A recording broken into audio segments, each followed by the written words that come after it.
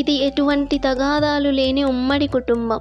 ఈ ఇద్దరు అన్నదమ్ముళ్ళు రంగా మరియు వీర. ఇది రంగా కుటుంబం. రంగా, అతని భార్య కాంత, వారి కూతురు శ్వేత.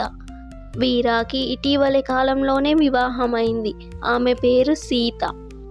వీరికి ఒక రైస్ మిల్ ఉంటుంది.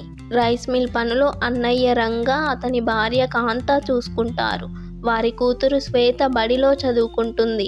ఇంట్లోని పనులు వీర మరియు అతని భార్య సీత చూసుకుంటారు. ఇంట్లోని ఆర్థిక లావాదేవీలన్నీ కాంతా చేతుల మీదుగానే నడుస్తాయి.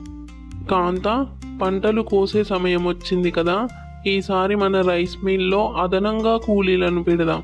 గిరాకీ సమయాల్లో కూలీలు తక్కువగా ఉంటే ఇబ్బంది పడుతున్నారు. అదనంగా కూలీలా? ఎందుకండి? డబ్బు దండగా. మనకు గిరాకీ వచ్చేదే పంట కోసే సమయాల్లో. ఇక అదనంగా కూలీలు పెడితే మనకేం మిగులుతుంది? మనం కూడా కొంత డబ్బు వెనకేసుకోవాలి కదా. మన రైస్ మిల్లో చాలా తక్కువ కూలీలే ఉన్నారు. వారు గిరాకీ సమయాల్లో పని ఒత్తిడి బాగా పెరుగుతుందని నాతో చెప్పి బాధపడుతున్నారు. కాంత, కొంచెం ఆలోచించొచ్చు కదా. ఇలా పెట్టుకుంటూ పోతే మనకేం మిగులుతుందండి? ఇప్పుడున్న కూలీలకి ఎంత జీతం ఇస్తున్నాం, ఎన్ని బోనస్లు ఇస్తున్నాం. వారి కుటుంబాలకి ఆపదంటే మనమే కదా కాపాడుతున్నాం. ఈ మాత్రం కష్టపడలేరా? ప్రతిదానికి మీ దగ్గరికి వస్తున్నారేంటండి? నేను కదా నిర్ణయం తీసుకునేది. సరేలే, ఇక వదిలే. వారేదో నాతో ఒక మాట చెప్పారంతే. నేను నిన్ను అడిగి చూడాలని చూస్తున్నాను. అంతిమంగా నీదే కదా నిర్ణయం. నీ మాటకు నేనేమైనా ఎదురు చెప్పానా? పని ఒత్తిడి సమయాల్లో మీరు కూడా పని చేయాలండి. కూలీలతో పాటు మీరు కూడా సమానంగా పని చేయాలి. అప్పుడే మనం కొంత డబ్బు వెనకేసుకుంటాం. వృధా ఖర్చులు ఎందుకండి? కాంత డబ్బు విషయంలో చాలా కఠినంగా ఉంటుంది. వృధాగా డబ్బు ఖర్చు చేయడం కాంతాకి నచ్చదు. చిన్న విషయానికి కూడా అధిక డబ్బు ఖర్చు చేస్తే కోపం తెచ్చుకునేది. ఇంట్లో అందరూ కాంతా నిర్ణయాలే పాటించేవారు. కాంతాకి గౌరవం కూడా ఇచ్చేవారు. అమ్మ సీత, ఇక నేను మీ బావగారు రైస్ మిల్కి వెళ్ళొస్తామమ్మా. నీవు ఇంట్లో పనులు చూసుకో. అలాగే ఈరోజు సండే కదా, మన శ్వేతకి ఏమైనా కావాలంటే వండి పెట్టు.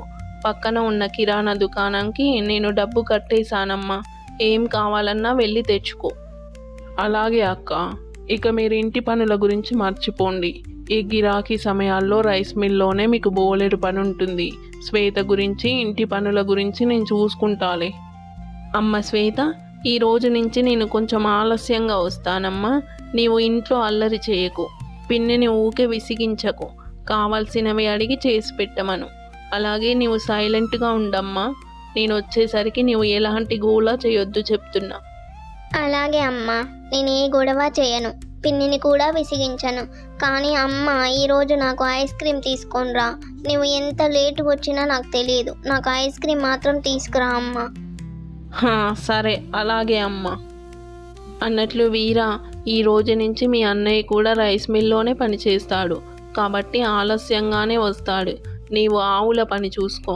ఆవులకు మేత వేసి నీళ్లు పెట్టు 3 పూటలు. ఆ తర్వాత నీ పనులు ఏమైనా ఉంటే చూసుకో. అలాగే, తప్పకుండా వదిన గారు. ఆవుల పని కూడా నేను చూసుకుంటాలే. అన్నయ్య రైస్ మిల్లో అలసిపోతాడు. రంగా, కాంత వారి రైస్ మిల్కి వెళ్ళిపోతారు. పిన్ని, నేను పులిహోర తిని చాలా రోజులవుతుంది.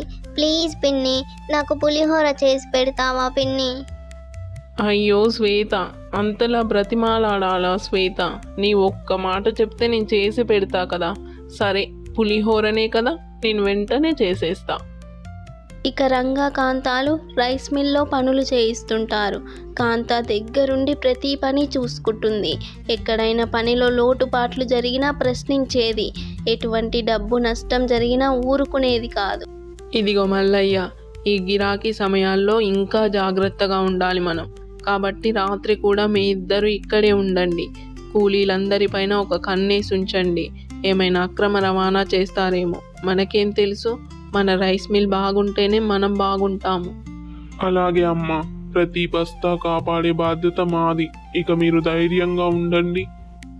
ఇంటి పనులు, వంట పనులు చేస్తుంది సీత.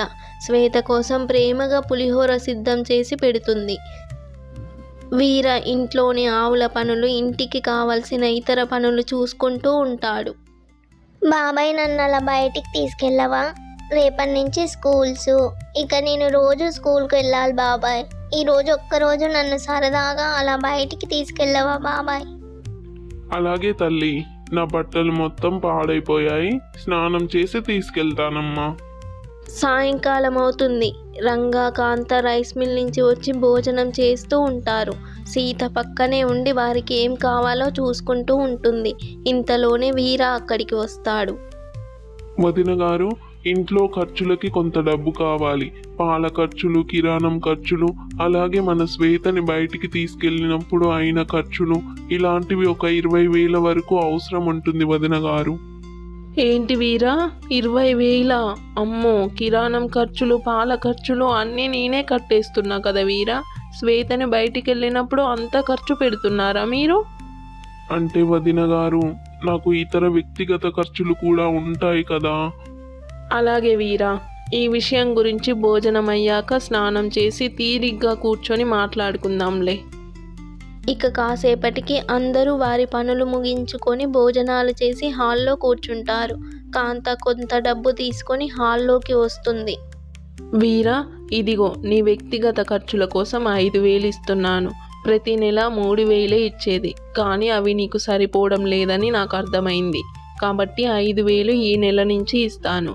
అలాగే సీతకి కూడా 5,000, అంటే ఇందులో మొత్తం 10,000 ఉన్నాయి. అంటే వదిన గారు, ఖర్చులు బాగా పెరిగిపోతున్నాయి, కొంచెం ఆలోచించవచ్చు కదా. 5,000 ఏం సరిపోతాయి? ఈ సమయంలో మన రైస్ మిల్లో లక్షల లాభం వస్తుంది. వాటన్నిటిని ఏం చేస్తున్నారు వదిన గారు? ఇంకా కొంత డబ్బు మాకు ఇవ్వండి. వీరా, నేను ఏం చేసినా మన కుటుంబ భవిష్యత్తు గురించే ఆలోచిస్తాను. మన లాభాలన్నీ భవిష్యత్తు కోసమే. రోజువారీ ఖర్చులు వృధాగా పెట్టకూడదు. నేనే కదా ఇంట్లో అన్ని ఖర్చులు కట్టేస్తున్నాను. ఇక మీకు వ్యక్తిగతంగా 5,000 సరిపోవా? ఇక వెంటనే వీర, సీత గదిలోకి వెళ్ళిపోతారు. వీరకి, సీతకి కాంత పైన కొంత కోపం వస్తుంది.